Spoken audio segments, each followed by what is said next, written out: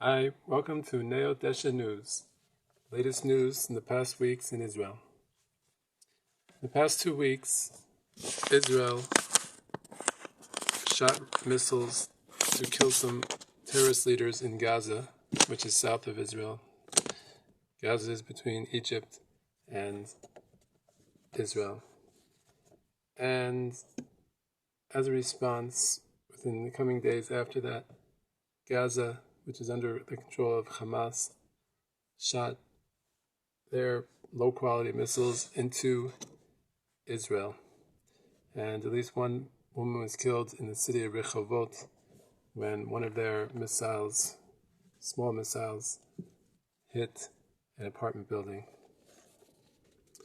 Now for the analysis. Is this the way to deal with the problems in Gaza? To strike terrorist leaders in their homes, etc.? I don't know, but in my opinion, we might try other things. Israel in general takes the approach of, well, we'll just go after the head guys. I would say take the approach of holding the government there, which is Hamas, responsible as a whole. Hold the entire country responsible. Don't just go after individual leaders. And what I don't understand is that Israel provides Gaza with electricity. Why, instead of shooting things at them, etc., why don't we just say, look, if you don't do X, Y, Z, if you don't give us back the bodies of our soldiers you killed, which you've been holding for years, if you don't stop shooting things at us, then we'll turn off your electricity. And turn off electricity. Why should we give them electricity when they're shooting at us? Does that make sense? No, not to me. But there's a lot of considerations, and this question is related to the question of other enemies, the Hezbollah in the north in Lebanon, where they're going to fire on us, and the Iranians who have a lot of influence on the Hezbollah, and all these other factors. So it's not a simple picture, but I wanted to present my perspective. The next issue we're going to deal with today is taxes. Taxes in Israel. The current Israeli sales tax is 17%. So if you buy an apartment or a car, not even cars. Let's forget about cars for a minute. If you buy an apartment, you buy something in the store, you buy groceries, so you're paying 17% tax. And then, of course, there's income tax, personal income tax, which most people pay something around 25% or more. And then if you want to buy a car, so you have to pay 100% purchase tax, meaning you have to pay double what the price of the car would be without tax. Question is, why do Israelis accept these taxes, these high taxes? Again, I can't answer for all Israelis, I don't know. But my personal theory is that it may have something to do with the fact that historically Jews were taxed and overtaxed in the exile by various countries, and maybe they're just used to it. They got so used to it that they accept it and they think it's normal, and they think, well, if the non-Jews aren't going to overtax us now, then we'll overtax ourselves. If you look in the example of the Purim story in the scroll of Esther, you see that Haman wanted to destroy all the Jews, so he promised the king Achashverosh that he would pay a tremendous large sum of money in order to kill the Jews.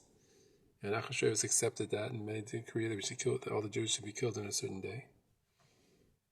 Heaven forbid. But then, through the work of Esther and Mordechai, the king was persuaded to kill Haman instead, which made sense for him from a monetary standpoint, because when he kills Haman, of course, he takes over all his property too, which includes the money he was going to pay him anyhow for killing the Jews. And then he gets to keep the Jews, and he gets to keep taxing them. What good if he killed all the Jews? He wouldn't be able to tax them. But now we can have the money of Haman without killing the Jews, and have the Jews to keep taxing them. So Jews evidently became used to getting overtaxed, and they just can't stop. The next issue we're going to talk about today on the news is Israel and China. Israel and China have a lot of trade, just as China has trade with almost every country in the world today. And China also is a country which imprisons in detention camps hundreds of thousands of its own citizens, ethnic minorities like the Uyghurs or the Falun Gong, who are a quasi-religious group, not even an ethnic minority per se. Today it's the Uyghurs that are most in the camps. They also are a country which kills some of their own citizens to harvest their organs. And therefore it is morally wrong that we should do business with them. But we do business with them. I heard this week from a Chinese citizen who lives in exile now. He says that there's been recently in China a lot of university students that have been going missing. And they've been going missing for a couple of weeks, and then suddenly their bodies are found again, like 100 meters from where they disappeared. And he says that he's very suspicious of this, that how could it be that people didn't find them for all that time, and then they're found 100 meters away from where they were last seen. And then the bodies are held by the police and they're not allowed to be examined by their family or friends, the bodies. And he suspects that they're also maybe harvesting organs from university students who are about the right age for organ donation. The age 28 is the ideal age the Chinese like to find for donors. So perhaps Israel should be thinking twice about all the business we're doing with China. Today is the 43rd day of the Omer, which is 6 weeks and 1 day in the Omer, which means we're only a week away from Shavuot. Next Friday is Shavuot, so it should come upon us for good. We'd like to thank this week's edition of Neot Deshe News sponsors. We're sponsored this week by Shmuel's Slurpees. Shmuel was a Jew from New York who made Aliyah, and he was concerned about the lack of Slurpees here. And since he came from New York, where Mike Bloomberg, had tried to outlaw Slurpees in big gulps because they were too much sugar, too big, he felt that he wanted to express his freedom by opening up a Slurpee business here, and you can get them here wherever better junk food is sold. We'll close today with a word about the Parsha. This Shabbat we read Parshat Bamidbar in the desert. And Jonathan Sachs of blessed memory, he writes in one of his books that the desert, which is called Midbar, in Hebrew it's also related to the word midaber, to speak.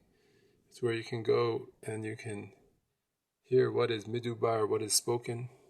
You can also hope perhaps get in touch with the midaber, he who is speaking. Because at all times there is one who is speaking, and if we're attentive enough, we can listen to what's midubar, what's being spoken.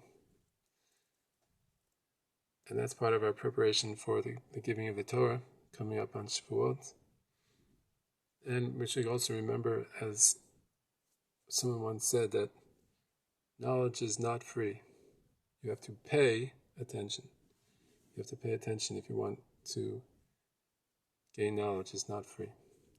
So we wish everyone a good Shabbat. Thank you for tuning in. And we look forward to seeing you next week with Neot Deshe News.